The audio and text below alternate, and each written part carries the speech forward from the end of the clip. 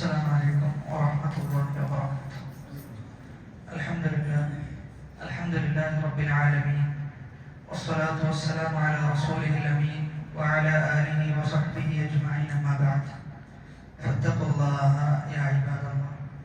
അല്ലാഹു സുബ്ഹാനഹു വ തആലയുടെ വിധിവിലക്കുകൾ ജീവിതത്തിന്റെ രഹസ്യ പരസ്യ മേഖലകളിലെല്ലാം കാത്തു സൂക്ഷിക്കുവാൻ കഴിവിന്റെ പരമാവധി പരിശ്രമിക്കണമേ എന്ന് സ്വന്തത്തെ മറക്കാതെ നിങ്ങൾ ഓരോരുത്തരെയും ഓർമ്മപ്പെടുത്തുകയാണ്, വസിയ്യത്ത് ചെയ്യുകയാണ്. റബ്ബ് അനുഗ്രഹിക്കുമാറാകട്ടെ. അൽഹംദുലില്ലാഹ്, അല്ലാഹുവിന്റെ അപാരമായ അനുഗ്രഹത്താൽ അവന്റെ തെരഞ്ഞെടുക്കലും തൗഫീഖും കൊണ്ട് മാത്രം അവസാനത്തെ വക്തിലേക്കാണ് ഇന്ന് രാത്രി മുതൽ നമ്മൾ പ്രവേശിക്കുന്നത്. അല്ലാഹു സുബ്ഹാനഹു വ തആല ഏറ്റവും നല്ല രൂപത്തിൽ ഉപയോഗപ്പെടുത്തുവാനും ലൈലത്തുൽ ഖദ്റിനെ പ്രതീക്ഷിച്ച് സൽക്കർമ്മങ്ങൾ ചെയ്യുവാനുമുള്ള തൗഫീഖ് അല്ലാഹു പ്രദാനം ചെയ്യുമാറാകട്ടെ. സൂറത്തുൽ കഹ്ഫിലെ 17 ആയത്തുകളാണ് നമ്മൾ വിശദീകരിച്ചത്. ഇൻഷാ അല്ലാഹ് 18ാമത്തെ ആയത്ത് കുറച്ചും കൂടി വിശദീകരിക്കാൻ ബാക്കിയുണ്ട്. അതാണ് ഇൻഷാ അല്ലാഹ് നമ്മൾ ഇന്ന് വിശദീകരിക്കുന്നത്. أعوذ بالله من الشيطان الرجيم. بسم الله الرحمن الرحيم.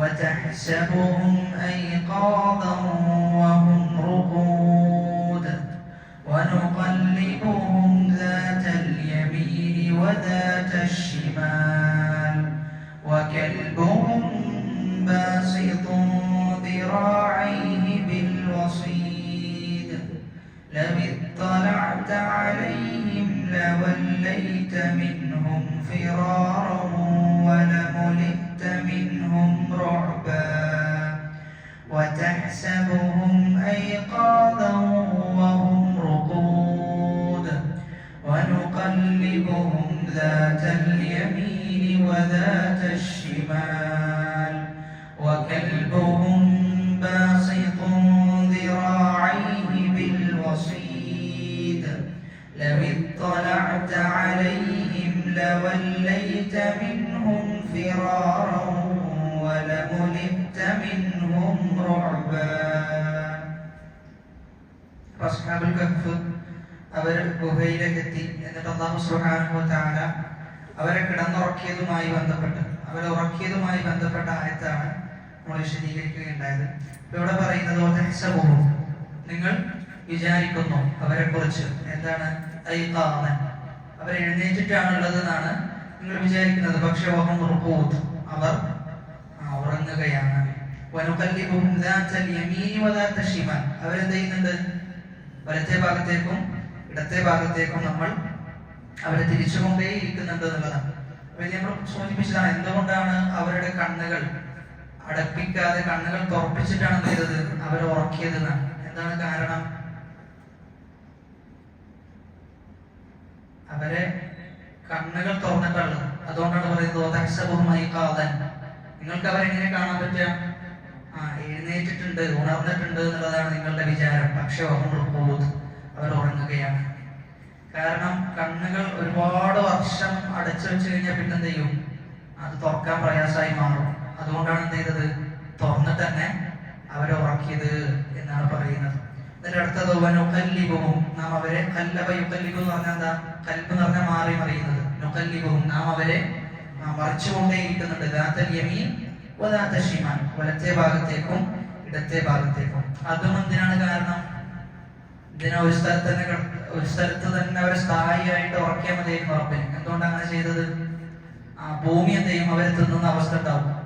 ഒരിടത്ത് തന്നെ ഒരനക്കവും ഇല്ലാതെ ഉറങ്ങിക്കഴിഞ്ഞാൽ ഭൂമി അവരെ തിന്നും. അതില്ലാതിരിക്കാൻ വേണ്ടിയിട്ടാണ് എന്ത് ചെയ്തത്, വലത്തെ ഭാഗത്തേക്കും ഇടത്തെ ഭാഗത്തേക്കും അല്ലാഹു സുബ്ഹാനഹു വ തആല അവരെ മറിച്ചത് എന്നാണ്. അപ്പോൾ അത് അല്ലാഹു അവരുടെ ശരീരത്തെ സംരക്ഷിക്കാൻ വേണ്ടി അല്ലാഹു വെച്ച വ്യവസ്ഥയാണ്. എന്നിട്ട് പറയുന്നത് വകൽബുഹും ബാസിതുൻ ദിറാഇഹി ബിൽ വസീദ്, വകൽബുഹും, അവരുടെ നായ, ബാസിതുൻ, ബാസിത്ത് എന്ന് പറഞ്ഞു കഴിഞ്ഞാൽ കൈ എന്താ നീട്ടി, കൈ നീട്ടി വെക്കുക.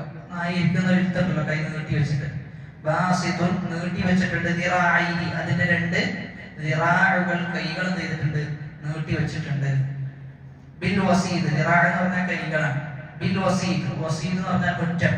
മുറ്റത്ത് എന്ത് ചെയ്യുന്നുണ്ട്? നായ കൈ നീട്ടി അവരുടെ നായ നിൽക്കുന്നുണ്ട് എന്നാണ്. വകൽബുഹും ബാസിതുൻ ദിറാഇഹി ബിൽ വസീദ്. അപ്പൊ എന്തുകൊണ്ടാണ് അങ്ങനെ ജന്തുക്കളിൽ നിന്നുള്ള സംരക്ഷണത്തിന് വേണ്ടിയിട്ടാണ് എന്ത് നായയെ അല്ലാഹു അവിടെ അവർക്ക് വേണ്ടി ഒരുക്കി കൊടുത്തത് എന്ന്. അതിൽ തന്നെ മുഫസ്സിറുകൾ പറയുന്നത് നായ എവിടെയാണുള്ളത്? ഉള്ളിലല്ല ഉള്ളത്, മറിച്ച് പുറത്താണുള്ളത്. അവിടെയാണ് റസൂലുള്ളാഹി സ്വല്ലല്ലാഹു അലൈഹി വസല്ലമയുടെ ഹദീസ്, അന്നൽ മലായികത ലാ തദ്ഖുലു ബൈതൻ ഫീഹി കൽബുൻ. ഒരു വീട്ടിലേക്ക്, നായയുള്ള വീട്ടിലേക്ക് ആര് പ്രവേശിക്കൂല? മലക്കുകൾ പ്രവേശിക്കൂല.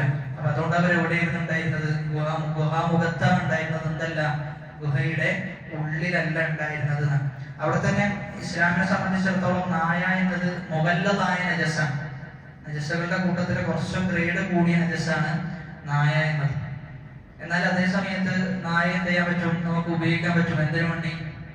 വേട്ടക്ക് വേണ്ടി ഉപയോഗിക്കാം. അത് മാത്രമല്ല സംരക്ഷണത്തിന് വേണ്ടിയിട്ടും എന്ത് ചെയ്യാം?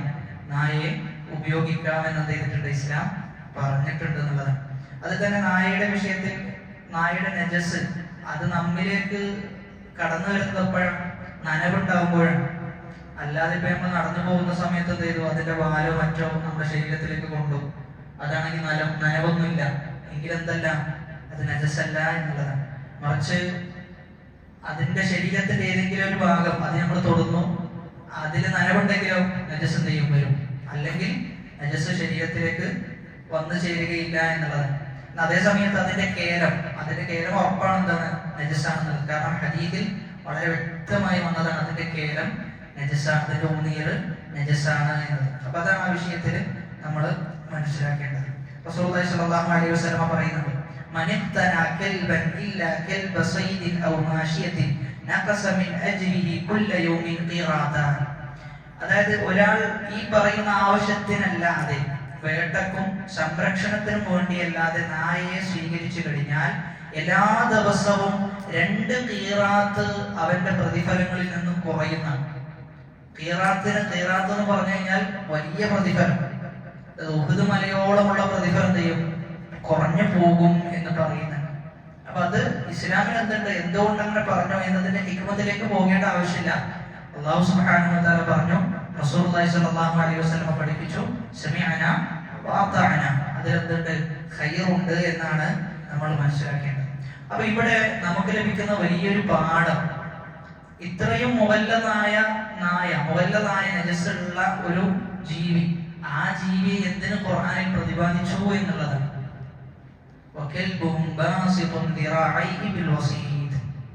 എന്തിനാണ് നായയെ ഇവിടെ പ്രതിപാദിക്കാൻ കാരണം?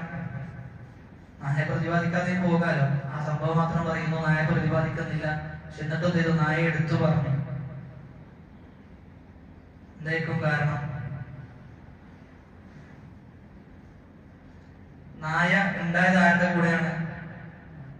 അസ്ഹാബുൽ കഹ്ഫിന്റെ കൂടെയാണ്. അസ്ഹാബുൽ കഹ്ഫ് അള്ളാന്റെ ആരാണ്? അള്ളാന്റെ ഔലിയാക്കളാണ്. അള്ളാഹുവിന്റെ ഔലിയാക്കളാണ് അസ്ഹാബുൽ കഹ്ഫ്. അപ്പൊ നല്ല ആളുകളുടെ കൂടെ കൂടി എന്നതുകൊണ്ടാണ് ആരെ പ്രതിപാദിച്ചത്? നായയെ പ്രതിപാദിച്ചത് എന്നാണ്. അത് എത്ര മോശമാണെങ്കിലും അത് ആരുടെ കൂടെ ഉണ്ടായത്? ഖൈറുള്ള, നന്മ വിചാരിക്കുന്ന, നന്മ ഉദ്ദേശിക്കുന്ന, നന്മ ആഗ്രഹിക്കുന്ന ആളുകളുടെ കൂടെ ഉണ്ടായി. അവരുടെ കൂടെ കൂടി എന്നത് കൊണ്ട് എന്ത് ചെയ്തു? നായയെ പ്രതിപാദിച്ചു എന്നതാണ്. അവിടെയാണ് മനസ്സിലാക്കേണ്ടത്. ഇസ്ലാം എപ്പോഴും ആ വിഷയത്തിൽ വളരെ വലിയ ശ്രദ്ധ ചെയ്തിട്ടുണ്ട്, പതിപ്പിച്ചിട്ടുണ്ട്. നമ്മളൊരു കൂട്ടുകാരനെ തിരഞ്ഞെടുക്കുമ്പോൾ ഇസ്ലാം പറയുന്നത് അൽമർഉ, ഒരാൾ അവന്റെ സഹോദരന്റെ ദീനിലാണ് എന്ന്. അൽമർഉ അലാ ദീനി ഖലീലിഹി, ഒരു മനുഷ്യൻ അവന്റെ സഹോദരന്റെ ദീനിലാണ്. അതുകൊണ്ട് തന്നെ സലഫുകൾ പറയുന്നുണ്ട്, മുൻഗാമികളായ പണ്ഡിതന്മാർ പറയുന്നത്, ഒരാളെ മനസ്സിലാക്കണമെങ്കിൽ ഒരാളുടെ സ്വഭാവം, പെരുമാറ്റം, അവന്റെ ദീനീബോധം, അവന്റെ ആദർശം, ഇതൊക്കെ മനസ്സിലാക്കണമെങ്കിൽ എവിടെ നോക്കിയാൽ മതി? അവന്റെ കൂട്ടുകാരനെ നോക്കിയാൽ മതി എന്നാണ്. അവന്റെ കൂട്ടുകാരൻ ഏത് റൂട്ടിലാണോ ആ റൂട്ട് എന്തായാലും ഇവന്റെ ജീവിതത്തിൽ സ്വാധീനിക്കും എന്നത് ഉറപ്പാണ്. എന്തായാലും സ്വാധീനിക്കും. അതുകൊണ്ട് തന്നെ കൂട്ടുകാരെ തിരഞ്ഞെടുക്കുന്നിടത്ത് ഭയങ്കര ശ്രദ്ധ ഉണ്ടാകണം. അല്ലെങ്കിൽ നമ്മുടെ ദീന് തന്നെ എന്ത് ചെയ്യും? നഷ്ടപ്പെട്ടു പോകുന്ന അവസ്ഥ ഉണ്ടാകും. ഒരാൾ എത്ര നല്ല ദീനുള്ളവനാണെങ്കിലും അവൻ തിരഞ്ഞെടുക്കുന്ന കൂട്ടുകാരൻ വളരെ മോശമായ വ്യക്തിയാണെങ്കിലും എന്ത് ചെയ്യും? അവനിൽ നിന്നുള്ള മോശത്തരം ഇവന്റെ ജീവിതത്തിലേക്കും വന്നു ഭവിക്കും എന്നതാണ്. അപ്പൊ അതുകൊണ്ട് തന്നെ കൂട്ടുകാരെ തിരഞ്ഞെടുക്കുന്ന വിഷയത്തിൽ വളരെ ശ്രദ്ധയുണ്ടാകണം. അല്ലെങ്കിൽ നമ്മുടെ ദീന് തന്നെ നഷ്ടപ്പെടുന്ന അവസ്ഥ ഉണ്ടാകും. അത് ഇസ്ലാമിനെ സംബന്ധിച്ചിടത്തോളം ഇസ്ലാം എല്ലാ മേഖലയും തൊട്ടു പോകുന്നുണ്ട് എന്നുള്ളതാണ്. അതായത് കൂട്ടുകാരെന്നൊക്കെ പറയുന്നത് ഒരു സാമൂഹിക ബന്ധമാണ്, എന്തല്ല നമ്മുടെ ചോരയുമായി ബന്ധപ്പെട്ടതല്ല, സാമൂഹികമായ ഒരു ബന്ധമാണ് കൂട്ടുകാരുമായിട്ടുള്ള ബന്ധം എന്ന് പറയുന്നത്. എന്നാൽ അതുപോലും എന്ത് ചെയ്യാണ് ഇസ്ലാം തന്റെ ശറഇൽ അള്ളാഹു തന്റെ മതത്തിൽ എന്ത് ചെയ്തിട്ടുണ്ട്, ഉൾപ്പെടുത്തിയിട്ടുണ്ട്. അതിന്റെ വിഷയത്തിലും നിങ്ങൾ ശ്രദ്ധിക്കണം എന്നൊക്കെ പറയുമ്പോൾ അവിടെ നമുക്ക് മനസ്സിലാക്കാൻ പറ്റുന്നത് ഇസ്ലാം സമഗ്രമാണ് എന്നതാണ്. എല്ലാ മേഖലയും എന്ത് ചെയ്യുന്നുണ്ട്, ഇസ്ലാം തൊട്ടുപോകുന്നുണ്ട് എന്നാണ് നമ്മൾ തിരിച്ചറിയേണ്ടത്. റസൂലുള്ളാഹി സ്വല്ലല്ലാഹു അലൈഹി വസല്ലമ റസൂലിന്റെ കൂടെ ജീവിച്ച സ്വഹാബാക്കൾക്ക് അവർക്ക് ഏറ്റവും ഇഷ്ടപ്പെട്ട വ്യക്തിത്വം സല്ലല്ലാഹു അലൈഹി വസല്ലം. അവരുടെ ഏറ്റവും അടുത്ത ചങ്ങായി, ഏറ്റവും അടുത്ത കൂട്ടുകാരൻ റസൂലുള്ളാഹി സ്വല്ലല്ലാഹു അലൈഹി വസല്ലമയാണ്, ഒരു സംശയവുമില്ല. അതുകൊണ്ടാണ് അവർക്ക് റസൂലിനെ കാണാതിരുന്നാൽ അവർക്ക് ഭയങ്കര വിഷമായിരിക്കുന്ന, ചെറിയൊരു സമയത്തേക്ക് എങ്ങാനും റസൂലിനെ കാണാതെയാകുന്നു എന്നൊക്കെ പറയുന്നത്, റസൂൽ അവരുടെ അടുക്കൽ ഇല്ല എന്നൊക്കെ പറയുന്നത് അവർക്ക് വല്ലാത്ത പ്രയാസം ഉണ്ടാക്കും. സൗബാൻ റളിയല്ലാഹു അൻഹു റസൂലിന്റെ ഖാദിമായിരുന്നു, റസൂലിന്റെ സേവകനായിരുന്നു. സൗബാൻ റളിയല്ലാഹു അൻഹു റസൂൽ വേറൊരു ആവശ്യത്തിന് വേണ്ടി, എന്തോ കാര്യത്തിന് വേണ്ടി പുറപ്പെടുന്നു.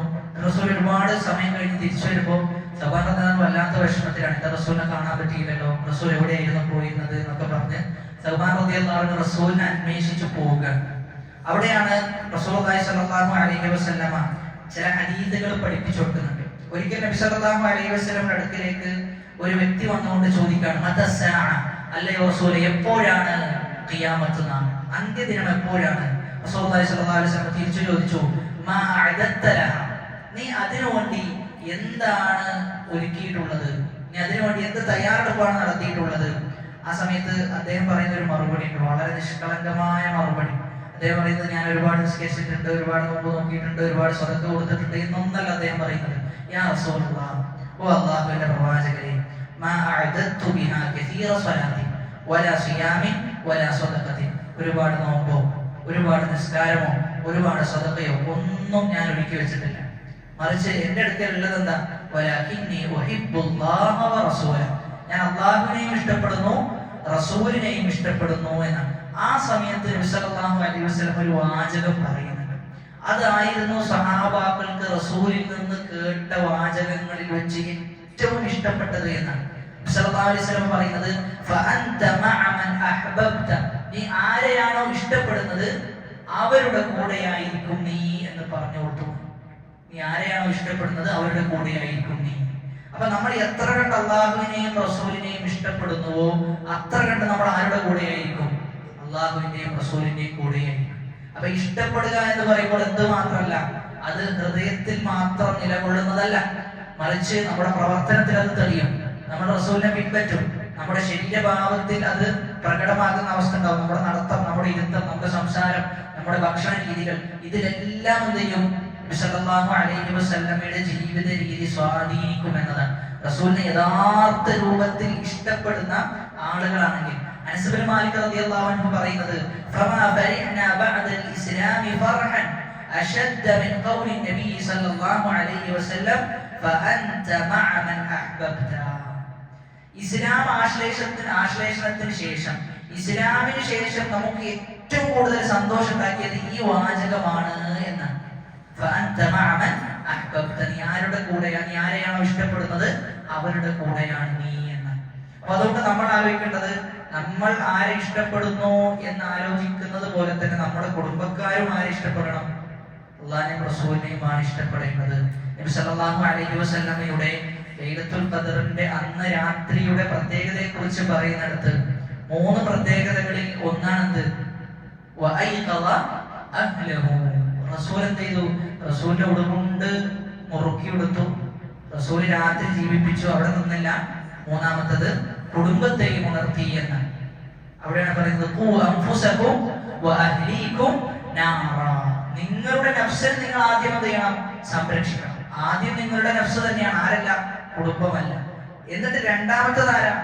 അഹ്ലീകും, നിങ്ങളുടെ കുടുംബമാണ് എന്നാണ്. അപ്പൊ അതുകൊണ്ട് തന്നെ നമ്മുടെ കുടുംബക്കാരും ആരെയാണ് ഇഷ്ടപ്പെടേണ്ടത്? അല്ലാഹുവിനെയും റസൂലിനെയുമാണ് ഇഷ്ടപ്പെടേണ്ടത്. അത് ഇഷ്ടപ്പെടേണ്ടത് എങ്ങനെയാണെന്ന് ചോദിച്ചു കഴിഞ്ഞാൽ, നമ്മുടെ പ്രവർത്തനം കണ്ടുകൊണ്ട് എന്ത് ചെയ്യണം? അവർ അല്ലാഹുവിനെയും റസൂലിനെയും ഇഷ്ടപ്പെടണം. നമ്മുടെ ജീവിത രീതി കണ്ട്, നമ്മുടെ പെരുമാറ്റം കണ്ട്, നമ്മുടെ ഇഹ്സാൻ, ആളുകളോടുള്ള നന്മ നിറഞ്ഞ സംസാരത്തിലൂടെ ഇതെല്ലാം കണ്ടുകൊണ്ട് ഇവരെന്ത് വിചാരിക്കും? ഇവർക്ക് എന്ത് തിരിച്ചറിയണം? അള്ളാഹുവിന്റെയും റസൂലിനെയുമാണ് നമ്മൾ ഇഷ്ടപ്പെടേണ്ടത്. കണ്ടില്ലേ ഇദ്ദേഹത്തിന്റെ സ്വഭാവം കണ്ടില്ലേ? ഇദ്ദേഹം അള്ളാഹുവിനെയും റസൂലിനെയും ഇഷ്ടപ്പെടുന്ന വ്യക്തിയാണ്. അപ്പൊ അങ്ങനെ എന്ത് ചെയ്യണം? നമ്മൾ മാറണം എന്നുള്ളത്. അപ്പൊ കുടുംബക്കാരും അങ്ങനെ ഇഷ്ടപ്പെടണം എന്ന് പറയാൻ കാരണം ഇന്നത്തെ സമൂഹം ആരെയാണ് ഇഷ്ടപ്പെടുന്നത്, ആരെയാണ് ഫോളോ ചെയ്യുന്നത് എന്ന് പരിശോധിച്ചു കഴിഞ്ഞാൽ വളരെ പരിതാപകരമാണ്. നമ്മളൊരു ദീനിന്റെ സദസ്സ് വെച്ച് കഴിഞ്ഞാൽ, ദീനിന്റെ സദസ്സ് ഒരു വലിയ സദസ്സ് വെച്ചോ എന്ന് തന്നെ വിചാരിക്കാം, എത്ര ആൾക്കാരെ വരും? വളരെ തുച്ഛ ആൾക്കാരെ വരുള്ളൂ. എല്ലാ ആളുകളും വരുന്ന ഒരവസ്ഥ എന്തായാലും ഉണ്ടാകൂല. തിരക്കായി, ആകെ തിരക്കായി, അവസാനം ബ്ലോക്ക് ആകുന്ന അവസ്ഥ വളരെ അപൂർവമാണ്, വളരെ അപൂർവം. പിന്നെ മൊത്തം സ്റ്റേജിന് എന്ത് ചെയ്യണം? മൊത്തം കേരളം മൊത്തം ഒരു പരിപാടി വെക്കണം. അപ്പൊ എല്ലാ ഭാഗത്തുനിന്നും ആൾക്കാരൊക്കെ വന്ന് അങ്ങനെ തിരക്കാവും. അല്ലാതെ ജില്ലയിൽ വെക്കുന്ന ഒരു പരിപാടി, ജില്ലക്കാർക്ക് വേണ്ടി വെക്കുന്ന പരിപാടിയാണെങ്കിൽ ഒരിക്കലും ചെയ്യൂല. ആ രൂപത്തിൽ ഒരു ദീനി സദസ്സാണ് വെക്കുന്നതെങ്കിൽ തിരക്കാകൂല. അതേ സമയത്ത് ഒരു ഗാനമേളയാണ് വെക്കുന്നതെങ്കിലോ തിരക്കുകൊണ്ട് നമുക്ക് അനങ്ങാൻ പറ്റില്ല, ഫുള്ള് തിരക്കായിരിക്കും. അപ്പൊ ആരെയും ഇഷ്ടപ്പെടുന്നത് ആരെയാണ്? അതാണ്, അവിടെയാണ് സഹാബാക്കൾക്ക് ഇഷ്ടപ്പെട്ട വാചകം നമുക്ക് എന്തല്ല, നമുക്കത് ഒരു അനക്കേ ഉണ്ടാക്കണില്ല. അനുസൃതിമാർ പറയണ്ട, റസൂൽ അങ്ങനെ പറഞ്ഞപ്പോ ഞങ്ങൾക്ക് വല്ലാത്ത സന്തോഷമായി. ഞങ്ങൾക്ക് ഒന്നുമില്ല, ജീവിതത്തിൽ ഒന്നും ചെയ്തിട്ടില്ലെങ്കിലും ഞങ്ങൾക്ക് ഇഷ്ടമായിരുന്നെയാണ് റസൂൽ തന്നെയാണ്. അതുകൊണ്ട് നമ്മൾ റസൂലിന്റെ കൂടെ സ്വർഗത്തിൽ ഉണ്ടാകുമല്ലോ എന്ന ഒരു പ്രതീക്ഷയാണ്, അങ്ങേയറ്റത്തെ പ്രതീക്ഷയാണ്. എന്നാ നമുക്ക് അങ്ങനെ പറയാൻ പറ്റുമോ? നമ്മുടെ ഉമ്മത്തിന് അത് പറയാൻ പറ്റുമോ ഇല്ലേന്നാണ് നമ്മൾ ആലോചിക്കുന്നത്. അവിടെ ഒരു ഗാനമേള വെക്കുമ്പോൾ അവിടെ ഏറ്റവും കൂടുതൽ പങ്കാളികൾ ഏത് ഉമ്മത്തിലെ ആൾക്കാരാണ്? മുസ്ലിം ഉമ്മത്തിലെ ആളുകളാണ്. മുസ്ലിം ഉമ്മത്തിലെ ആളുകളാണ് ഏറ്റവും കൂടുതൽ പങ്കാളിത്തം നമുക്ക് കാണാൻ സാധിക്കുന്നത്. അതുകൊണ്ടാണ് പറയുന്നത്, നമ്മൾ നമ്മുടെ കുടുംബത്തെ എന്ത് ചെയ്യണം? ഈ വിഷയത്തിൽ നല്ല രീതിയിൽ ഒരു ഉത്ബോധനം നമ്മൾ നടത്തണം എന്നുള്ളതാണ്. അല്ലെങ്കിൽ കൈവിട്ടു പോകും, അല്ലെങ്കിൽ എന്ത് ചെയ്യും? കൈവിട്ടു പോകും. കാരണം അത്തരം സദസ്സുകളിലേക്ക് പോയി കഴിഞ്ഞാൽ ഒന്നാമത്തത് ഹയാ ഉണ്ടാവില്ല, നാണം എന്ന് പറയുന്ന ഒന്ന് ഉണ്ടാവുകയില്ല എന്നാണ്. ആണുങ്ങളും പെണ്ണുങ്ങളും എല്ലാം കൂടിക്കലർന്ന് അള്ളാഹു ഇഷ്ടപ്പെടാത്ത ഖുർആൻ എന്ന കലാമം, ആ കലാമിന് നേർ വിപരീതമായ പിശാചിന്റെ കലാം, പിശാചിന്റെ സംസാരം കേൾക്കാൻ വേണ്ടി ഒരു സമൂഹം മൊത്തം അതിന് തടിച്ചു കൂടുന്നു, അതിനുവേണ്ടി തല്ലുകൂടുന്നു, അതിനുവേണ്ടി എന്തും അവരുടെ ശരീരത്തിന് എന്ത് സംഭവിച്ചാലും പ്രശ്നമില്ല എന്ന നിലക്ക് പോയി അവിടെ ഒരു ഹാജർ രേഖപ്പെടുത്താൻ അത്രയും അവർ പാടുപെടുന്നുണ്ട് എങ്കിൽ ഉമ്മത്തിന്റെ പോക്ക് ഒടുക്കാണ് എന്നാണ് നമ്മൾ മനസ്സിലാക്കുന്നത്. ഒരു 10 വർഷം മുമ്പാണ് ഇങ്ങനെയുള്ള ഒരു ഗാനമേള നമ്മുടെ നാട്ടിൽ നടക്കുന്നതെങ്കിലും എത്ര ആൾക്കാർ പോകും? വളരെ കുറച്ച് ആൾക്കാരെ പോകുള്ളൂ. എന്നാൽ 10 വർഷം പിന്നിട്ടപ്പോഴും ആകെ മാറി എന്നതാണ്. എന്നാൽ അത് കുറച്ചു കഴിഞ്ഞാൽ എന്ത് ചെയ്യും? ഇതിനേക്കാളും വേഴ്സായ, വളരെ അപകടകരമായ ഒരു അവസ്ഥയിലേക്കാണ് എന്ത് ചെയ്യാം എത്തിച്ചേരുക എന്നുള്ളതാണ്. ഇതിലെല്ലാ സംഘടനക്കാരും കണക്കാണ്. ഇതിലെന്തില്ല, ഇന്ന സംഘടനയിലെ ആൾക്കാർ പങ്കെടുത്തത് കുറവാണെന്നൊന്നും പറയാൻ പറ്റൂല. എല്ലാവരും കണക്കായ അവസ്ഥയാണുള്ളത്. അപ്പൊ അതുകൊണ്ട് തന്നെ നമ്മളെ സംബന്ധിച്ചിടത്തോളം നമ്മൾ നമ്മുടെ കുട്ടികളുടെ മനസ്സിലിട്ട് കൊടുക്കേണ്ട, ചെറുപ്പത്തിലെ അവർക്ക് പഠിപ്പിച്ചു കൊടുക്കേണ്ടതാണ് ആരുടെ സ്നേഹം? അള്ളാഹുവിന്റെയും റസൂലിന്റെയും സ്നേഹം. പലപ്പോഴും അള്ളാഹുവിന്റെ ശിക്ഷയെ കുറിച്ച് മാതാപിതാക്കൾ വെളിപ്പെടുത്തുന്നു എന്നതിലുപരി നമ്മൾ ചെയ്യേണ്ടതാ അവരുടെ സ്നേഹത്തെ കുറിച്ച്, അള്ളാഹിന്റെയും റസൂലിന്റെയും സ്നേഹത്തെ കുറിച്ച് പറഞ്ഞു കൊടുക്കണം. അങ്ങനെ സ്നേഹം ഉണ്ടാകണമെങ്കിൽ ചരിത്രങ്ങൾ എന്ത് ചെയ്യണം? അവർക്ക് നമുക്ക് കൃത്യമായി കൊടുക്കാൻ പറ്റും. റസൂലിന്റെ ചരിത്രം, ഖലീഫമാരുടെ ചരിത്രം, അതായത് റസൂലിന്റെ ഭാര്യമാരുടെ ചരിത്രം, ഇങ്ങനെയുള്ള നല്ല നല്ല മാതൃകകൾ അവർക്ക് നമ്മൾ കാണിച്ചു കൊടുക്കുകയും പറഞ്ഞു കൊടുക്കുകയും ചെയ്യണം. മനുഷ്യന്റെ പൊതു സ്വഭാവമാണ് ഇത്തിബാ എന്നത്. മനുഷ്യൻ വേറൊരാളെ കണ്ടാൽ ചെയ്യും, അവനെ പോലെ നടക്കാൻ മനുഷ്യൻ പരിശ്രമിക്കും. അപ്പൊ അതുകൊണ്ട് തന്നെ നമ്മെ സംബന്ധിച്ചിടത്തോളം ഇത്തിബാ എന്നത് അള്ളാഹുവിനെയും റസൂലിനെയും ആ റസൂലിനെ പിൻപറ്റിയ സഹാബത്തിനെയും റസൂലിന്റെ ഭാര്യമാരെയും അന്ന് ജീവിച്ചിരുന്ന ഉത്തമ നൂറ്റാണ്ടിലെ വനിതകളായ സ്ത്രീകൾ, അവരൊക്കെയാണെന്ത് നമ്മുടെ മാതൃകകൾ. കാരണം അവരാണ് മാതൃക എന്ന് പറയാൻ കാരണം ഇബ്നു മസ്ഊദ് റളിയല്ലാഹു അൻഹു റസൂലിന്റെ സഹാബാക്കളെ കുറിച്ച് പറയുന്നത് എന്താ? അഖല്ലുഹും തകല്ലുഫൻ. റസൂലിന്റെ സഹാബാക്കൾക്ക് നാട്യങ്ങളില്ല എന്നാണ്. നാടകങ്ങളല്ല അവരുടെ പ്രവർത്തനങ്ങൾ എന്ന് പറഞ്ഞു കഴിഞ്ഞാൽ, മറിച്ച് പച്ചയായ ജീവിതമാണ് അവരുടെ പ്രവർത്തനങ്ങൾ. എന്നാൽ ഇന്നത്തെ ആളുകളുടെ അവസ്ഥയോ? ഇന്നത്തെ ആളുകൾ പറയുന്നതൊന്ന്, ചെയ്യുന്നത് മറ്റൊന്ന്. പ്രത്യേകിച്ചും മോട്ടിവേഷൻ സ്പീക്കർമാർ. അവരുടെ മോട്ടിവേഷൻ കൊണ്ട് വേറെ കുറേ ആളുകൾ എന്ത് ചെയ്യും, ഉന്നതിയിലേക്ക് എത്തിയിട്ടുണ്ടാവും. ഇവരായിരിക്കും അവസാനം പല കേസുകളിലും കുടുങ്ങി ഇവരെ പിടിക്കപ്പെടുന്ന അവസ്ഥ ഉണ്ടാവും. അത് ചുരുക്കി പറഞ്ഞാൽ ബാക്കിയുള്ളവർക്ക് ഏണി വെച്ച് കയറാൻ കൊടുക്കുന്നു, നമ്മളെന്ത് ചെയ്യുന്നു, നേരെ താഴേക്ക് ഒറ്റ ചാട്ടം. അതാണ് പലപ്പോഴും ഉണ്ടാകാറുള്ളത്. ഇപ്പൊ നടന്നുകൊണ്ടിരിക്കുന്നതും അതാണ്. അപ്പൊ അതാണ് നമ്മൾ പറയുന്നത്, സഹാബാക്കളുടെ ജീവിതം എന്തുകൊണ്ട് പിൻപറ്റണം എന്ന് ചോദിച്ചു കഴിഞ്ഞാൽ ഇങ്ങനെയുള്ള പ്രശ്നങ്ങളൊന്നും ഉണ്ടാവില്ല, അവിടെ സംഭവിക്കില്ല. ഇബ്നു മസ്ഊദ് റളിയല്ലാഹു അൻഹു പറയുന്നുണ്ട്, നീ ആരെയെങ്കിലും പിൻപറ്റുകയാണെങ്കിൽ അത് വളരെ കൃത്യമായ പോയിന്റ്. നീ ആരെയെങ്കിലും പിൻപറ്റുകയാണെങ്കിൽ നീ ജീവിച്ചവരെ പിൻപറ്റരുത് എന്നാണ്. ആരുമാകട്ടെ, എത്ര വലിയ വ്യക്തിയുമാകട്ടെ, ജീവിച്ചവരെ എന്ത് ചെയ്യണ്ട, പിൻപറ്റണ്ട, ഇത്തിബാഅ ചെയ്യണ്ട. നീ ആരെ ഇത്തിബാഅ ചെയ്യേ? മരണപ്പെട്ടു പോയ ആളുകളെ ഇത്തിബാഅ ചെയ്യേ. കാരണം അവരിലേക്ക് പിന്നെ എന്ത് കടന്നു വരൂല, ഫിത്ന അവരിലേക്ക് കടന്നു വരൂല എന്നതാണ്. മറ്റേത് നമ്മൾ ജീവിച്ചിരിപ്പുള്ള ഒരാളെ നമ്മൾ എന്ത് ചെയ്യുന്നു, നമ്മൾ അമിതമായി അദ്ദേഹത്തെ പിൻപറ്റി കഴിഞ്ഞാലുള്ള പ്രശ്നം, അദ്ദേഹത്തിന് എന്തെങ്കിലും തെറ്റ് സംഭവിച്ചു കഴിഞ്ഞാൽ ആ തെറ്റ് നമുക്ക് എന്ത് ചെയ്യാൻ പറ്റൂല, മനസ്സിലാക്കാൻ സാധിക്കുകയില്ല എന്ന്. നമ്മുടെ കണ്ണ് മറഞ്ഞു പോകും. ആ തെറ്റ് നമ്മൾ ഉൾക്കൊള്ളാൻ പോലും തയ്യാറാകൂല. ചിലപ്പോൾ നമ്മൾ ആ തെറ്റിന് വേണ്ടി എന്ത് ചെയ്യും, ന്യായീകരിക്കുക പോലും ചെയ്യും, നമ്മൾ അങ്ങനെ ഇഷ്ടപ്പെട്ട് കഴിഞ്ഞാൽ. അപ്പൊ അതുകൊണ്ടാണ് മരിച്ച ആളുകളെ പിൻപറ്റണം, ആരെ പിൻപറ്റരുത്, ജീവിച്ചിരിക്കുന്ന ആളുകളെ പിൻപറ്റരുത് എന്ന് പറയാനുള്ള കാരണം. നമ്മുടെ ഉമ്മത്തിന് നമ്മൾ വളരെ കൃത്യമായി പഠിപ്പിച്ചു കൊടുക്കേണ്ടതാണ്. നമ്മൾ സ്നേഹിക്കേണ്ടത് അള്ളാഹുവിനെയും റസൂലിനെയും സ്നേഹിക്കുന്നവരാണോ ആരാണോ അവരെയാണ് നമ്മൾ സ്നേഹിക്കേണ്ടത്. അള്ളാഹുവിനെയും റസൂലിനെയും വെറുക്കുന്നവരാരാണോ അവരെ നമ്മൾ എന്ത് ചെയ്യണം, വെറുക്കുകയും വേണം. അത് ദീനിന്റെ ഭാഗമാണ്. ഈമാനിന്റെ വളരെ പ്രധാനപ്പെട്ട ഘടകമാണ് അള്ളാന്റെ മാർഗത്തിൽ സ്നേഹിക്കുക, അള്ളാന്റെ മാർഗത്തിൽ വെറുക്കുക എന്നത്. അത് പൊതുവെ നമ്മൾ ഈ കേരള സാഹചര്യത്തിൽ എല്ലാ മതങ്ങളും കൂടിക്കലർന്ന് ജീവിക്കുന്നത് കൊണ്ട് തന്നെ എന്തുണ്ട്, അത്തരം ഒരു വിശ്വാസം നമ്മൾ അറിയാതെ നമ്മളിൽ നിന്ന് എടുത്തു മാറ്റപ്പെടുന്നുണ്ടോ എന്ന് നമ്മൾ പരിശോധിക്കണം എന്നുള്ളതാണ്. മുആദ് റളിയല്ലാഹു അൻഹുവിന്റെ ചരിത്രത്തിലും റസൂലുള്ളാഹി സ്വല്ലല്ലാഹു അലൈഹി വസല്ലം എന്ത് പറയുന്നുണ്ട്, സമാനമായ ഒരു സംഭവം പറഞ്ഞു കൊടുക്കുന്നുണ്ട്. ഓ മുആദേ, നിനക്ക് അടുത്ത വർഷം എന്നെ കാണാൻ സാധിക്കുകയില്ല എന്ന് പറയുന്നു. മുആദ് റളിയല്ലാഹു അൻഹു വികാരഭരിതനാകുന്നു, കരയുന്നു. ആ സമയത്ത് റസൂലുള്ളാഹി സ്വല്ലല്ലാഹു അലൈഹി വസല്ലം പറഞ്ഞു കൊടുക്കുന്നത്, അല്ലയോ മുആദ്, അല്ലാഹുവിനെ നീ എത്ര കണ്ട് സൂക്ഷിക്കുന്നുവോ നീ അവരുടെ കൂടെയായിരിക്കും നീ ഉണ്ടാവുക. അതുകൊണ്ട് നല്ലോണം ചെയ്യണം, അല്ലാഹുവിനെ സൂക്ഷിക്കണം. എങ്കിൽ എന്ത് ചെയ്യാൻ പറ്റും, പ്രവാചകന്മാരുടെ കൂടെ നിനക്ക് ചേർന്നിരിക്കാൻ പറ്റും എന്ന് നബി സല്ലല്ലാഹു അലൈഹി വസല്ലം പറയുന്നു. അവിടെയും പറയുന്നത് നമ്മൾ ആരെ സ്നേഹിക്കണം, റസൂലുള്ളാഹി സ്വല്ലല്ലാഹു അലൈഹി വസല്ലമയെ സ്നേഹിക്കണം എന്നുള്ളതാണ്. അത് സ്വഹാബാക്കളുടെ ജീവിതത്തിൽ അത് പ്രകടമായിരുന്നു കേട്ടോ. സ്വഹാബാക്കളുടെ ജീവിതത്തിൽ അത് വളരെ പ്രകടമായ കാഴ്ചയാണ്. റസൂലിനെ അവർ സ്നേഹിച്ചിരുന്നു എന്നത്. നമ്മുടെ ജീവിതത്തിൽ സ്നേഹിക്കുക എന്ന് പറയുമ്പോൾ അതിന്റെ ഏറ്റവും വലിയ മാനദണ്ഡം ഇത്തിബാഅൻ, അതായത് പിൻപറ്റുക എന്നതാണ്. എന്തല്ല, സ്നേഹം പറയലല്ല, സ്നേഹം വാദിക്കലല്ല.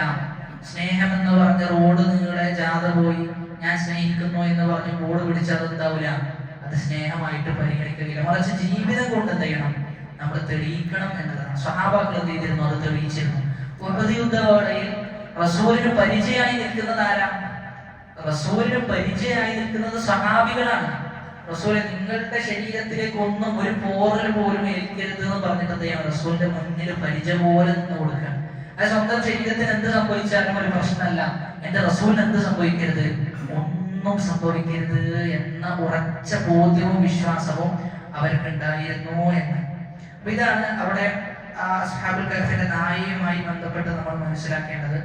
ഇനി അവിടെ തന്നെ ഉറങ്ങുന്ന സന്ദർഭത്തിൽ, ഇവിടെ ആരെങ്കിലും ഉറങ്ങുന്നുണ്ടെങ്കിൽ ഉറങ്ങുന്ന സന്ദർഭത്തിൽ ആരെങ്കിലും എന്തെങ്കിലും പറഞ്ഞാൽ അതെന്തായി പരിഗണിക്കൂല, അത് കുറ്റമായി പരിഗണിക്കോ? ഇല്ല. ഉറങ്ങുന്ന സമയത്ത് എന്ത് ചെയ്താലും അതെന്തല്ല, അത് തെറ്റായി അള്ളാഹുവിന്റെ അടുക്കൽ പരിഗണിക്കപ്പെടുകയില്ല. അള്ളാഹുവിന്റെ അടുക്കൽ. എന്നാൽ സൃഷ്ടികളുടെ അടുക്കലോ അത് പരിഗണിക്കപ്പെടും. നമ്മൾ ഉറക്കത്തിലാണ്, വേറൊരാളെ വീട്ടിലാണ് ഞങ്ങൾ ഉറങ്ങാൻ പോയത്, ഞങ്ങൾ എന്ത് ചെയ്തു, ഉറക്കത്തിനെടുത്തിട്ട് എന്തോ പൊട്ടിച്ചു. ഇതിന് പറഞ്ഞു ഞാൻ ഉറക്കത്തിലാണെന്ന് പറഞ്ഞാലോ പറ്റൂല, അതിന്റെ ബഹുമാനം ചെയ്യണം, നമ്മൾ കൊടുക്കാനോ വേണം. സൃഷ്ടികളുടെ വിഷയത്തിലാണെങ്കിൽ നമ്മൾ തിരിച്ചു കൊടുക്കണം, അതിന്റെ പൈസ കൊടുക്കണം. ഉറക്കാണെന്നൊന്നും പറഞ്ഞാൽ കാര്യമില്ല, പിന്നെ ഓനം ചെയ്യും, എന്തെങ്കിലും ചെയ്യും, അങ്ങനെ ആയിക്കഴിഞ്ഞാൽ. അപ്പൊ അതാണ് ആ വിഷയത്തിൽ മനസ്സിലാക്കേണ്ടത്. ഇനി അടുത്ത ആയത്തിന്റെ അടുത്ത ഭാഗം, ലവിത്തലഅത, നീ എത്തി നോക്കിയാൽ അലൈഹിം അവരെ, ലവല്ലൈത മിൻഹും അവരിൽ നിന്ന് നീ തിരിഞ്ഞു പോകും, ഫിറാറൻ പേടിച്ചുകൊണ്ട് ഭയപ്പെട്ടുകൊണ്ട് എന്ത് ചെയ്യും, അവരിൽ നിന്ന് നീ പിന്തിരിഞ്ഞു പോകും.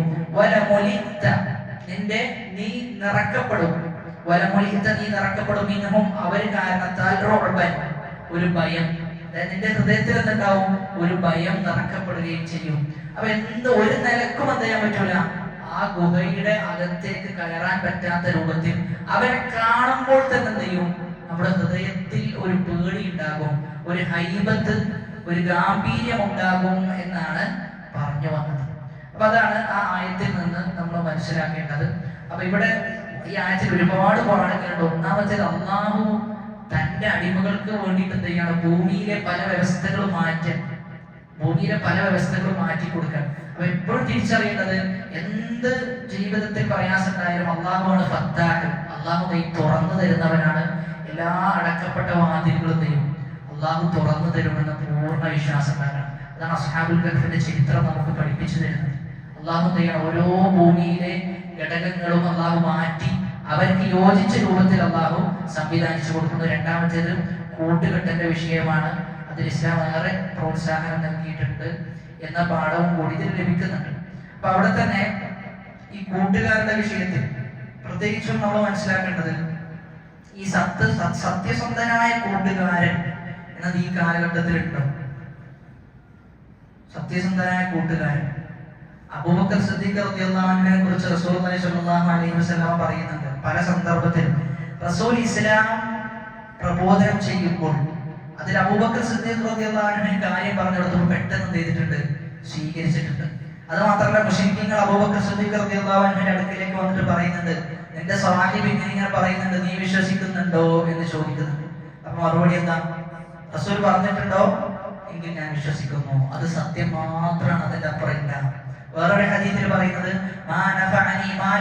ഇസ്ലാമിന് അബൂബക്കർ സിദ്ദീഖ് റളിയല്ലാഹു അൻഹുവിന്റെ ധനം, പണം ഉപകരിച്ചതുപോലെ മറ്റാരുടെ പണം ഉപകരിച്ചിട്ടില്ല എന്നാണ്. അപ്പൊ പണം കൊണ്ട്, ശരീരം കൊണ്ട്, ഹിജറയുടെ സന്ദർഭത്തിലെല്ലാം ശരീരം കൊണ്ട് എന്ത് ചെയ്യുന്നുണ്ട്, റസൂലിന് വേണ്ടി താങ്ങും തണലുമാകുന്നുണ്ട്. അത് മാത്രമല്ല, റസൂലിനെതിരെ വരുന്ന വിമർശനങ്ങൾ അതിനെ തടുത്തു നിർത്തുന്നു. ഇങ്ങനെ നോക്കിക്കഴിഞ്ഞാൽ ഒരു കൂട്ടുകാരൻ എങ്ങനെയായിരിക്കണമോ അതെല്ലാമായിരുന്നു ആര്? അബൂബക്കർ സിദ്ദീഖ് റളിയല്ലാഹു അൻഹു എന്ന് കാണാൻ സാധിക്കും. അപ്പൊ അങ്ങനെയുള്ള കൂട്ടുകാർ ഈ കാലഘട്ടത്തിലും ഉണ്ടോ എന്ന് ചോദിച്ചു കഴിഞ്ഞാൽ ഇല്ല എന്നതാണ് വസ്തുത, യാഥാർത്ഥ്യം ഇല്ല എന്നതാണ്. എത്ര കൂട്ടുകാരാണ് നമ്മൾ സത്യസന്ധരാണ് എന്ന് കരുതിയ ആളുകൾ വഞ്ചിക്കുകയാണ്.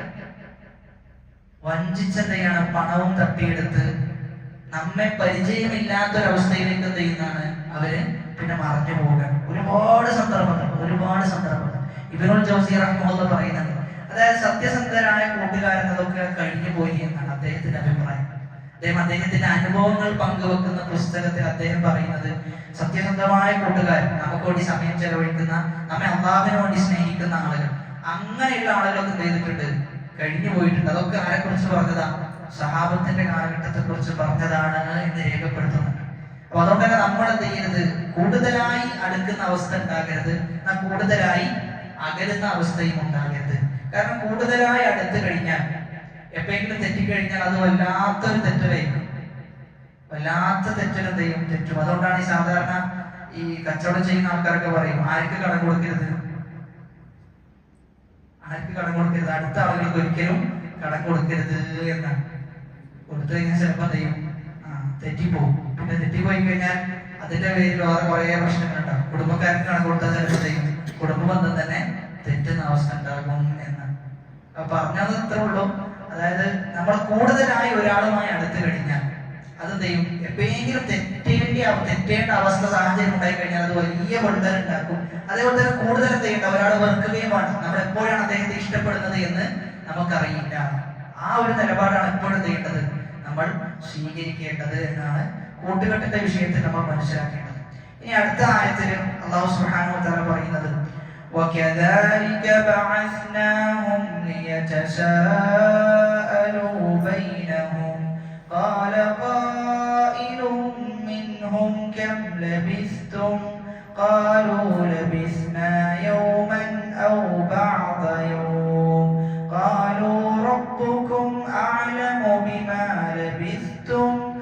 فابعثوا أحدكم بورقكم هذه إلى المدينة فلينظر أيها أزكى طعاما فليأتكم برزق منه وليتلطف ولا يشعرن بكم أحدا وكذلك അപ്രകാരം ബഅസ്നാഹും നമ്മൾ അവരെ ഉറക്കിൽ നിന്ന് ഉണർത്തി. ബഅസ്നാഹും ഉറക്കിൽ നിന്ന് അവരെ നാം ഉണർത്തി. എന്തിനു വേണ്ടി? യതസാഅലു അമ്മ യതസാഅലു. യതസാഅലു എന്ന് പറഞ്ഞാൽ പരസ്പരം ചോദിക്കുക. യതസാഅലു അവർ പരസ്പരം ചോദിക്കാൻ വേണ്ടി, ബൈനഹും അവർക്കിടയിൽ പരസ്പരം ചോദിക്കാൻ വേണ്ടി അവരെ നാം ഉറക്കിൽ നിന്ന് ഉണർത്തി. ഖാല പറഞ്ഞു, ഖായിലുൻ മിൻഹും അവരിൽ നിന്നുള്ള ഒരാൾ പറഞ്ഞു, അസ്ഹാബുൽ കഹ്ഫിന്റെ കൂട്ടത്തിലുള്ള ഒരാൾ പറഞ്ഞു, കം ലബിസ്തും എത്ര നിങ്ങൾ താമസിച്ചത് എന്ന് ഒരാൾ ചോദിച്ചു അവരുടെ കൂട്ടത്തിൽ. അപ്പൊ അതിലൊരാൾ പറയാം, ഖാലു അവരുടെ കൂട്ടത്തിൽ കുറച്ച് ആളുകൾ പറയാണ്, ലബിസ്നാ യൗമൻ ഔ ബഅദ യൗം ഒരു ദിവസമോ അല്ലെങ്കിൽ അതിനേക്കാളും കുറച്ചോ ചെയ്തിട്ടുണ്ട്, ഞങ്ങൾ താമസിച്ചിട്ടുണ്ട്.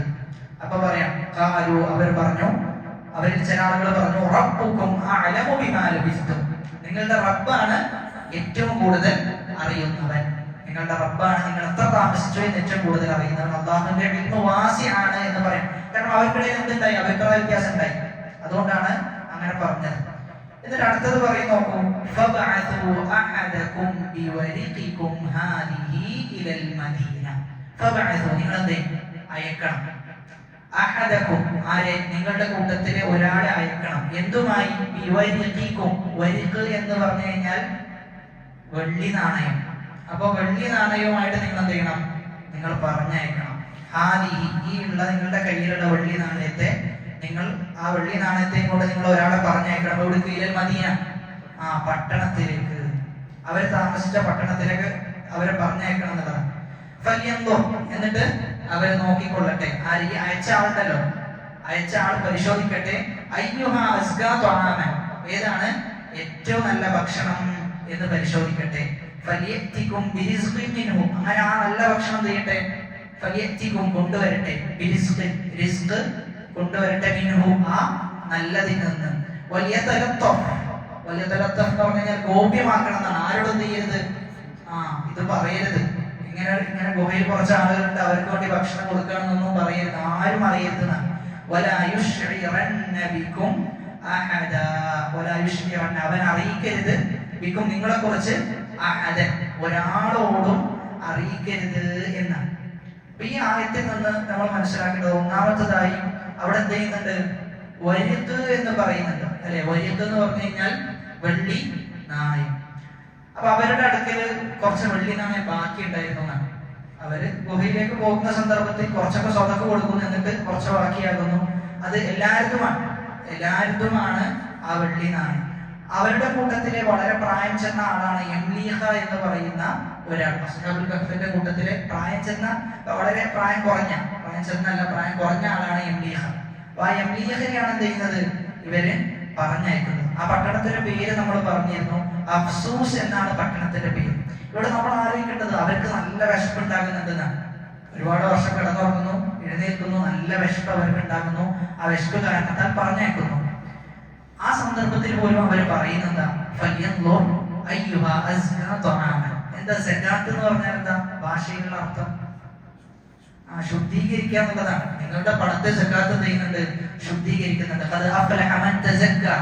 ആരെങ്കിലും സംസ്കരിച്ചെടുത്താൽ അവനെ ശുദ്ധീകരിച്ചു കഴിഞ്ഞാൽ അവൻ എന്ത് ചെയ്തിട്ടുണ്ട്? തീർച്ചയായും ഉറപ്പായും അവൻ വിജയിച്ചിരിക്കുന്നു എന്ന് അല്ലാഹു പറയും. അപ്പൊ കുറെ ആയത്തിൽ ഈ പദം ഉപയോഗിച്ചിട്ടുണ്ട്. ആരാണ് അവന്റെ ഹൃദയത്തെ സംശുദ്ധമാക്കുന്നത്, ശുദ്ധീകരിക്കുന്നത്, അവൻ തീർച്ചയായും വിജയിച്ചിരിക്കുന്നു. അപ്പൊ ഇവിടെ പറയാണ് ഏറ്റവും നല്ല ഭക്ഷണം എന്ന്.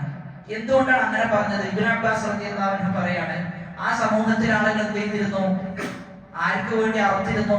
അള്ളാഹു അല്ലാത്ത ആളുകൾക്ക് വേണ്ടി അറുത്തിരുന്നു, അറവ് നടത്തിയിരുന്നു. അപ്പൊ അങ്ങനെയുള്ള ഭക്ഷണം ഞങ്ങൾക്ക് വേണ്ട. ഞങ്ങൾക്ക് വേണ്ടത് ഏറ്റവും നല്ല ഭക്ഷണം, അള്ളാഹുവിന് ഇഷ്ടമുള്ള അസ്കയായ ഹലാലായ ഭക്ഷണമാണ് നമുക്ക് വേണ്ടത് എന്ന് മനസ്സിലാക്കേണ്ടത്. എത്ര പ്രയാസം സഹിക്കേണ്ടി വന്നാലും, എത്ര ദുരിതത്തിൽ ചെന്നുവിട്ടാലും, എത്ര ദാരിദ്ര്യത്തിലേക്ക് നമ്മൾ ചെന്നുവിട്ടാലും ശരി, ഹറാമായ ഒരു ഭക്ഷണവും നമ്മൾ എന്ത് ചെയ്യൂല, കഴിക്കുകയില്ല, ഹറാമായ ഒരു ജോലിയും നമ്മൾ ചെയ്യുകയില്ല എന്ന ഉറപ്പ് ചെയ്യണം. നമ്മൾ അങ്ങനെ ഒരു തീരുമാനം നമ്മൾ എടുക്കണം എന്നുള്ളതാണ്. പ്രത്യേകിച്ചും ഈ ഒരു കാലഘട്ടത്തിൽ ഓൺലൈനിലൂടെ നടക്കുന്ന കച്ചവടങ്ങൾ ഒരുപാടാണ്, പ്രത്യേകിച്ചും ഗോൾഡുമായിട്ടൊക്കെ. അപ്പൊ വളരെ വലിയ ശ്രദ്ധ ചെയ്യണം, നമുക്ക് ഉണ്ടാകണം. അല്ല എങ്കിൽ ഹറാമായ പൈസ നമ്മിലേക്ക് കടന്നു വരും. അങ്ങനെ കടന്നു വന്നു കഴിഞ്ഞാൽ അതിലൂടെയാണ് നമ്മൾ വളരുന്നതെങ്കിൽ നമ്മുടെ പ്രാർത്ഥന സ്വീകരിക്കുകയില്ല, നമ്മുടെ ജീവിതത്തിൽ യാതൊരു ബറക്കത്തും ഉണ്ടാകൂല. എത്ര കിട്ടിയാലും നമുക്ക് എന്ത് ചെയ്യൂല, മതി വരാത്ത അവസ്ഥ ഉണ്ടാകും.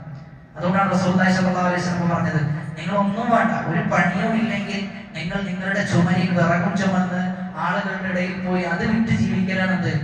ആളുകളുടെ മുമ്പിൽ കൈ നീട്ടി ജീവിക്കുന്നതിനേക്കാളും ഉത്തമം എന്ന് പറയുന്നത്.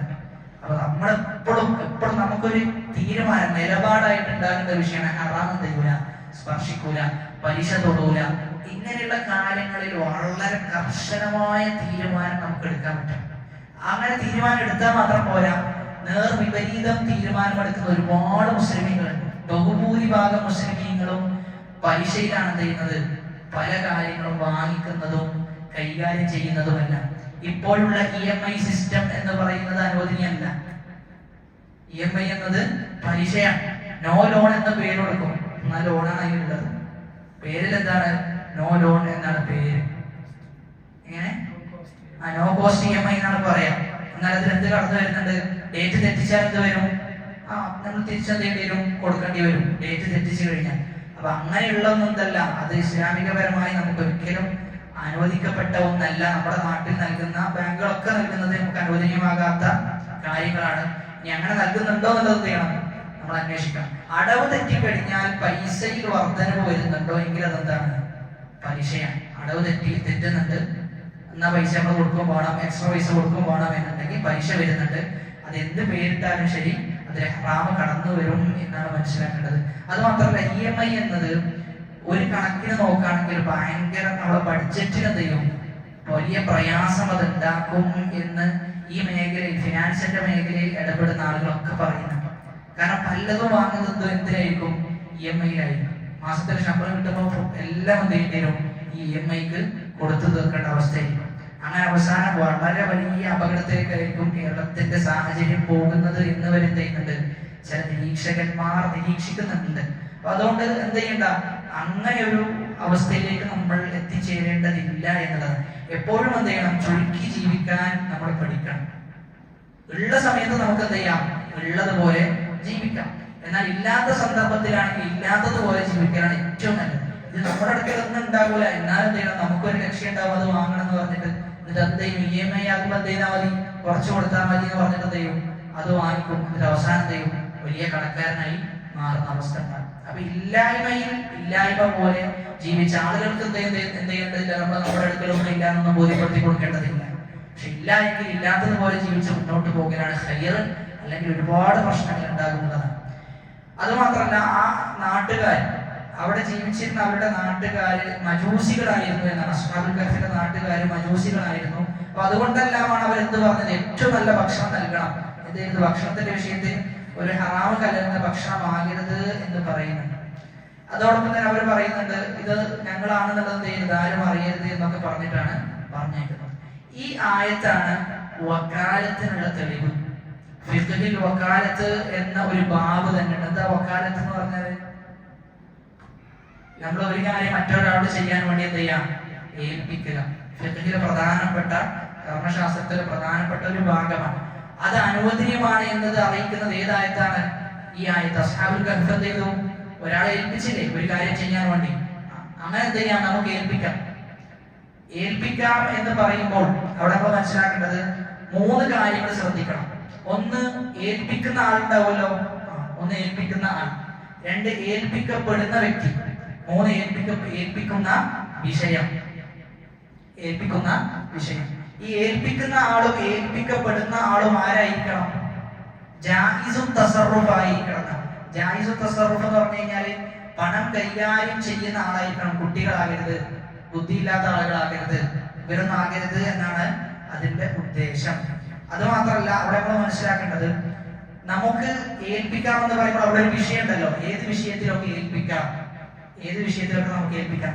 പ്രത്യേകമായ ഈ കച്ചവട വിഷയങ്ങളാണ് എന്ത് ചെയ്യാൻ പറ്റുക, നമുക്ക് ഏൽപ്പിക്കാൻ പറ്റും. നമുക്ക് പറയാൻ പറ്റുമോ, ഞാൻ ഇന്നൊരു നിസ്കരിച്ചിട്ടില്ല കേട്ടോ, ഈ എന്ത് ചെയ്യണം, എന്റെ ആഗ്രഹം 4 റക്അത്ത് നിസ്കരിച്ചണം എന്ന് പറയാൻ പറ്റുമോ? ഇല്ല. വിവാദത്തിന്റെ വിഷയത്തിൽ അത് പറ്റൂല. എന്നാൽ വിവാദത്തിന്റെ വിഷയത്തിൽ അത് പറ്റുന്ന മേഖലകൾ ഉണ്ടോ? ഉണ്ട്. ഹജ്ജ്, നോമ്പ്, അതൊക്കെ എന്ത് ചെയ്തിട്ടുണ്ട്. നോമ്പ് ഉദ്ദേശിച്ചത് മരണത്തിന് ശേഷം വേറെ ആൾക്ക് എന്ത് ചെയ്യാം, അത് നോറ്റ് വീട്ടാം. അപ്പൊ ചില കാര്യങ്ങളിൽ എന്തുണ്ട്, വിവാദത്തിൽ അടിസ്ഥാനപരമായി നിയാബത്തില്ല, പകരം ചെയ്യാൻ പറ്റൂല. നീ നിഷ്കരിക്കുക എന്റെ പകരം, അല്ലെങ്കിൽ അങ്ങനെ, അല്ലെങ്കിൽ എന്റെ പകരം നീ സക്കാത്ത് കൊടുക്ക് എന്നൊന്നും പറയാൻ പറ്റൂല. ഒക്കെ നമ്മളെ വ്യക്തിപരമായ കാര്യങ്ങൾ നമ്മൾ എന്ത് ചെയ്യണം, ചെയ്യണം എന്നതാണ്. അവൻ എന്താണോ പരിശ്രമിച്ചത് അതാണ് അവനുള്ളത് എന്ന്. എന്നാൽ കച്ചവടത്തിന്റെ വിഷയത്തിൽ നമുക്കത് ചെയ്യാം. അപ്പൊ അവിടെ തന്നെ നമ്മൾ മനസ്സിലാക്കേണ്ടത്, ഇപ്പൊ ഈ വിഷയത്തിൽ തന്നെ നമ്മൾ നോക്കുക. അസ്ഹാബുൽ കഹ്ഫ് ഒരാളെ ഏൽപ്പിച്ചിട്ട് സങ്കല്പിക്കുക, അങ്ങനെ നടന്നു എന്നല്ല പറയുന്നത്. അദ്ദേഹത്തിന്റെ അടുക്കൽ നിന്ന് പൈസ എന്ത് ചെയ്തു, ഒരു കള്ളൻ മോഷ്ടിച്ചു പോയി. ഒരു കള്ളൻ എന്ത് ചെയ്തു, ഈ പറയുന്ന അസ്ഹാബുൽ കഹ്ഫിന്റെ ആളുകളുടെ അടുക്കൽ നിന്ന് പൈസ മോഷ്ടിച്ചു പോയി. എങ്കിൽ എന്താണ് അവിടെ ഏൽപ്പിച്ച വ്യക്തി എടുക്കേണ്ട തീരുമാനം? എന്താ? ഏൽപ്പിക്കപ്പെട്ടവനോട് പിന്നെ നമുക്ക് ആ പൈസ ചോദിക്കാൻ പറ്റുമോ? പൈസ ചോദിക്കാൻ പറ്റൂല എന്നാണ്. നമ്മൾ ആരെയാണോ ഏൽപ്പിക്കുന്നത്, ആ ഏൽപ്പിക്കുന്ന വ്യക്തിയുടെ അവൻ നിർബന്ധപൂർവമല്ല, അവൻ കൃത്യം സംരക്ഷിക്കേണ്ട അടുത്ത് സംരക്ഷിച്ചിട്ടുണ്ട്, എന്നിട്ട് ഇത് വേറൊരാൾ മൂലം നഷ്ടപ്പെട്ടതാണെങ്കിൽ, അതായത് അവന്റെ അടുക്കൽ നിന്ന് ഒരു അശ്രദ്ധയും ഉണ്ടായിട്ടില്ല, അങ്ങനെയാണ് നഷ്ടപ്പെട്ടതെങ്കിൽ അവൻ എന്തല്ല, ഉത്തരവാദിയല്ല എന്നാണ്. നമുക്കൊരാളൊരു ഫോണ് തന്നു, എന്ത് പറഞ്ഞത്, ഇന്നയാൾക്ക് കൊടുക്കണം കേട്ടോ, ഏൽപ്പിക്കണം കേട്ടോ എന്ന് പറഞ്ഞു. നമ്മൾ ആ ഫോൺ എടുത്തിട്ട് കാറിന്റെ മുകളിൽ വെച്ചു. കാറിന്റെ മുകളിൽ വെച്ചു. നമ്മളതിന്റെ നേരെ നിസ്കരിക്കാൻ പോയി. ആ ഫോൺ തിരിച്ചെടുത്ത് ചെയ്തു, വേറെ ആരോ എടുത്തോണ്ട്. ആരോ ഉത്തരവാദി? ഏൽപ്പിക്കപ്പെട്ട വ്യക്തി, ഏൽപ്പിച്ച ആളല്ല. നമ്മൾ ആരെയാണ് ഏൽപ്പിച്ചത്, ഓൻ ഉത്തരവാദി. കാരണം അവന്റെ അശ്രദ്ധ മൂലം ഉണ്ടായതാണ്. ഇതെപ്പോഴാണ് സംഭവിക്കാന്ന് പറയാം. അങ്ങനെ സംഭവിക്കാതിരിക്കട്ടെ. നമ്മൾ ഒരാൾക്ക് കാർ കൊടുത്തു, നമ്മൾ പറയാം എനിക്ക് വയ്യ, നീ എന്ത് ചെയ്യും, നമ്മൾ കുറച്ച് കുട്ടികളൊക്കെ ഉണ്ട്, അവരെ നീ ഒന്ന് ഡ്രോപ്പ് ചെയ്യുന്ന പറയും. ഓൻ ഡ്രോപ്പ് ചെയ്യാൻ പോകുന്നു, മറുഭാഗത്ത് നിർത്തം വന്നിട്ട് എന്ത് ചെയ്യാണ്, ആക്സിഡന്റ് സംഭവിച്ചു. അവൻ ഉത്തരവാദിയാണോ? അവൻ ഉത്തരവാദിയല്ല. അവനോട് നമുക്ക് എന്ത് ചെയ്യാൻ പറ്റൂല, ചോദിക്കാനും പറ്റൂല. കാരണം ഓന്റെ അടുക്കലുണ്ടായ വീഴ്ചയല്ലല്ലോ, ഓന്റെ അടുത്തുണ്ടായ വീഴ്ചയല്ല അത് എന്നുള്ളതാണ്. അങ്ങനെയാണ് ആ വിഷയത്തിൽ നമ്മൾ മനസ്സിലാക്കുന്നത്. അത് മാത്രമല്ല, നമുക്കൊരാൾ കച്ചവടത്തിന് വേണ്ടിയിട്ട് ഒരാൾ പറഞ്ഞു, ഇന്ന ഫോൺ നീ എന്ത് ചെയ്യണം, വിൽക്കണം എന്ന് പറഞ്ഞു. ഇന്ന ഫോൺ വിൽക്കണം. അപ്പൊ ആ വ്യക്തി, നമ്മൾ ആർക്കാണോ ഏൽപ്പിക്കുന്നത്, ആ വ്യക്തിക്ക് എന്ത് ചെയ്യാൻ പറ്റൂല, സ്വന്തത്തിന് വേണ്ടി എടുക്കാൻ പറ്റൂല. ഒരു സ്ഥലം അല്ലെങ്കിൽ ഒരു സ്ഥലം സങ്കല്പിച്ചോ, ഒരു സ്ഥലം നമുക്കൊരാൾ വിൽക്കാൻ വേണ്ടി ഏൽപ്പിച്ചു. നമ്മൾ എന്ത് ചെയ്യാണ്, നമുക്ക് തന്നെ അത് വിൽക്കാൻ പാടില്ല. നമുക്ക് തന്നെ വിൽക്കാൻ പാടില്ല, നമ്മുടെ മക്കൾക്കും പാടില്ല, നമ്മുടെ മാതാപിതാക്കൾക്കും പാടില്ല. എന്നാൽ പറ്റും എപ്പോൾ, ഈ പറയുന്ന വ്യക്തി തന്നെ എഴുതി തന്നിട്ടുണ്ട്, ആർക്ക് കൊടുക്കാം, നിന്റെ കുടുംബത്തിലുള്ള ആൾക്കോ അല്ലെങ്കിൽ നിനക്കോ ആണെങ്കിൽ എന്ത് ചെയ്യാം, എടുക്കാം എന്ന് നെസ്സായി എഴുതി തന്നിട്ടുണ്ടെങ്കിൽ എന്ത് ചെയ്യാം, നമുക്ക് ചെയ്യാം. അല്ലെങ്കിൽ ചെയ്യരുതെന്നാണ്. എന്തുകൊണ്ടെന്ന് വെച്ച് കഴിഞ്ഞാല് അത് തുഹമത്തിന് കാരണമാകും, ആക്ഷേപത്തിന് എന്ത് ചെയ്യും, കാരണമാകും. അതിന് പോലും എന്ത് ചെയ്യണ്ട, നിൽക്കണ്ട എന്നതാണ്. വല്ല ആക്ഷേപത്തിനും കാരണമായി തീരും. അതുകൊണ്ട് അതിന് നിൽക്കണ്ട എന്നാണ് പറയുന്നത്. അതോടൊപ്പം നമ്മൾ മനസ്സിലാക്കേണ്ടത്, ഇപ്പൊ ഉദാഹരണത്തിന്, അതിന് വേറൊരു ഉദാഹരണം പറയുകയാണെങ്കിൽ, നമ്മളൊരു ദീന പഠിക്കുന്ന വ്യക്തിയാണ്, അല്ലെങ്കിൽ ഒരു കച്ചവടക്കാരനാണ്. നമ്മുടെ അടുക്കൽ വന്നിട്ട് എടുത്ത് എന്ത് ചെയ്തു, കുറച്ച് പൈസ എന്നിട്ട് പറഞ്ഞു, ഇത് നീ കുറച്ചാളുകൾക്ക് സ്വതക്ക കൊടുക്കണം കേട്ടോ, പാവപ്പെട്ടവർക്ക് സ്വതക്ക കൊടുക്കണം. അപ്പോൾ നിങ്ങളിങ്ങനെ നാട്ടിൽ നോക്കിയപ്പോൾ നിങ്ങളാണ് നാട്ടിൽ ഏറ്റവും വലിയ പാവപ്പെട്ടത്. അപ്പൊ നിങ്ങൾക്ക് അത് സ്വതക്കയെ എടുക്കാൻ പറ്റും. ഞാനാണ് ഈ നാട്ടിൽ ഏറ്റവും വലിയ പാവപ്പെട്ടത്, അതുകൊണ്ട് ഞാൻ എന്ത് ചെയ്യുന്നു, ഞാൻ സ്വതക്കയെ എടുക്കുന്നു എന്ന് പറഞ്ഞിട്ട് നിങ്ങൾക്ക് എടുക്കാൻ പറ്റൂല എന്നാണ്. നിങ്ങൾക്ക് അത് എന്ത് ചെയ്യാൻ പറ്റൂല, എടുക്കാൻ പറ്റൂല. ഇനി അദ്ദേഹം ആ രൂപത്തിൽ നെസ്സായി പറയുകയാണെങ്കിൽ എന്ത് ചെയ്യാം, നെസ്സായി എഴുതിയിട്ട് അദ്ദേഹം തന്നിട്ടുണ്ട് എങ്കിൽ നിങ്ങൾക്ക് എടുക്കാം. അല്ലെങ്കിൽ നിങ്ങൾ അത് ചെയ്ത് എടുക്കരുത്, നിങ്ങൾ മറ്റൊരാൾക്കാണ് കൊടുക്കേണ്ടത് എന്ന്. അത് മാത്രമല്ല, ഈ വിൽക്കാനൊക്കെ നമ്മൾ ഏൽപ്പിക്കും. ചില ആളുകൾ വിൽക്കാൻ ഏൽപ്പിക്കുന്ന സമയത്ത് നമ്മൾ ശ്രദ്ധിക്കേണ്ടത്, ആ സാധനത്തിന് എന്താണോ സമൂഹത്തിലുള്ള മൂല്യം, ആ മൂല്യത്തിന് കുറവ് വരുന്ന രൂപത്തിൽ എന്ത് ചെയ്യരുത്, നമ്മൾ വിൽക്കരുത്. അങ്ങനെ വിറ്റ് കഴിഞ്ഞാൽ നമ്മളാണ് ഉത്തരവാദി. നമുക്കൊരു സാധനം വിൽക്കാൻ തന്നോ, നമ്മൾ എന്ത് ചെയ്തു, പോയി വിറ്റു. അതാണെങ്കിൽ അതിനേക്കാളും കൂടുതൽ പൈസ കിട്ടുന്ന ഒരു വസ്തുവാണ്. മാർക്കറ്റിൽ ഉള്ളതിനേക്കാൾ വളരെ കുറഞ്ഞ വിലക്കാണ് നമ്മൾ എന്ത് ചെയ്തത് വിറ്റതെങ്കിൽ ആ കുറവിന്റെ ഉത്തരവാദിത്തം ആരാണ് ഏറ്റെടുക്കേണ്ടത്? വിറ്റ ആളാണ് ഏറ്റെടുക്കേണ്ടത്. എന്താണ് നാട്ടിലെ സ്ഥിതി, എന്താണ് ആ സ്ഥലത്തിന് പൊതുവെ കിട്ടുക, ആ പണത്തിനാണ് എന്ത് ചെയ്യേണ്ടത്? വിൽക്കേണ്ടത് എന്നാണ്. ഇനി അധികം കിട്ടിയാലും അത് ആർക്കായിരിക്കും? അധികം കിട്ടുന്നത് അത് ഉള്ളവായാലും ആവശ്യക്ക് നോക്കണം. ഞാൻ പറയണില്ല, പിന്നെ പറഞ്ഞു കഴിഞ്ഞാൽ ഇപ്പൊ അധികത്തിന് ചിലപ്പോൾ എന്ത് ചെയ്യും, ചില ആൾ കഴിഞ്ഞ് വെക്കും. പക്ഷെ നോക്കി പറയാം. അപ്പൊ ഏതായാലും കുറവ് സംഭവിച്ചാൽ ആരാണ് ഏറ്റെടുക്കേണ്ടത്? ഈ പറയുന്ന വ്യക്തിയാണ് ഏറ്റെടുക്കേണ്ടത്. സമൂഹത്തിൽ എന്താണോ ആ സ്ഥലത്തിനുള്ള സ്ഥാനം, ആ സ്ഥലത്തിനുള്ള വില, അത് തന്നെ എന്ത് ചെയ്യണം? അത് ആ വിലക്ക് തന്നെ കൊടുക്കണം എന്നുള്ളതാണ്. ഈ മസാലകളൊക്കെ ആവശ്യത്തിൽ നമ്മൾ മനസ്സിലാക്കണം. പ്രത്യേകിച്ചും ഇങ്ങനെയൊരു തീരുമാനം, ഇങ്ങനെയൊന്ന് ഇസ്ലാം അനുവദിക്കാനുള്ള കാരണം എളുപ്പത്തിന് വേണ്ടിയിട്ടാണ്. നമുക്ക് ചിലപ്പോൾ ചെയ്യാൻ പറ്റിക്കൊള്ളുന്നില്ല, എല്ലാ കാര്യവും നമുക്ക് തന്നെ ചെയ്യാൻ പറ്റിക്കൊള്ളുന്നില്ല. നിങ്ങൾ നന്മയിലും തഖ്വയിലും നിങ്ങൾ എന്ത് ചെയ്യണം? പരസ്പരം സഹായിക്കണം എന്ന് പറയുന്നത്. അപ്പൊ അതിന്റെ ഭാഗമാണ് ഇത്. അപ്പൊ നമ്മൾ മനസ്സിലാക്കേണ്ട ഒരു വിഷയം എന്നത്, നമ്മൾ ഒരാളിൽ നിന്ന് എന്തെങ്കിലും ഏറ്റെടുത്ത് കൊടുക്കാമെന്ന് പറയുകയാണെങ്കിൽ കൃത്യമായ ഉത്തരവാദിത്ത ബോധം ഉണ്ടാകണം എന്നാണ് പറഞ്ഞു വന്നത്. ഉത്തരവാദിത്ത ബോധത്തിൽ ഒരു വീഴ്ചയും നമ്മൾ വരുത്തരുത്. പല ആളുകളും അശ്രദ്ധരായി പോകും. ഇപ്പൊ പള്ളിയിൽ തന്നെ നമുക്ക് ഒരാൾ വന്നിട്ട് 2000 നമുക്ക് പറയാണ്, ഇത് പള്ളിയിൽ ഇന്ന സെക്രട്ടറിക്ക് കൊടുക്കണം കേട്ടോ എന്ന് പറഞ്ഞ് നമുക്ക് തരുന്നു. നമ്മളത് ബാങ്കിലിട്ട് പോയി, പിന്നെന്തില്ല, പിന്നെ നമുക്ക് ഓർമ്മയില്ല. നമ്മളത് ചെയ്യും, അതിന്റെ ഭാരം നമ്മൾ ചുമക്കേണ്ടി വരും. അല്ലെങ്കിൽ ആദ്യം തന്നെ ഏറ്റെടുക്കുമ്പോൾ തന്നെ പറയാം, എനിക്ക് എന്ത് ചെയ്യാൻ പറ്റൂല, ഏറ്റെടുക്കാൻ പറ്റൂല, ഇത് വേറെ ആൾക്ക് എന്ത് ചെയ്താ, നിങ്ങൾ നേരിട്ട് കൊടുത്തോ, എനിക്ക് തരണ്ട എന്ന് ആദ്യം തന്നെ പറയാന്നുള്ളതാണ്. അപ്പോ വകാലത്തിനുള്ള തെളിവ് ഈ ആയത്തിലുണ്ട്. ഇൻഷാ അല്ലാഹ് ബാക്കി കാര്യങ്ങൾ നമുക്ക് അടുത്ത ക്ലാസ്സിൽ വിശദീകരിക്കാം. അല്ലാഹു സുബ്ഹാനഹു വ തആല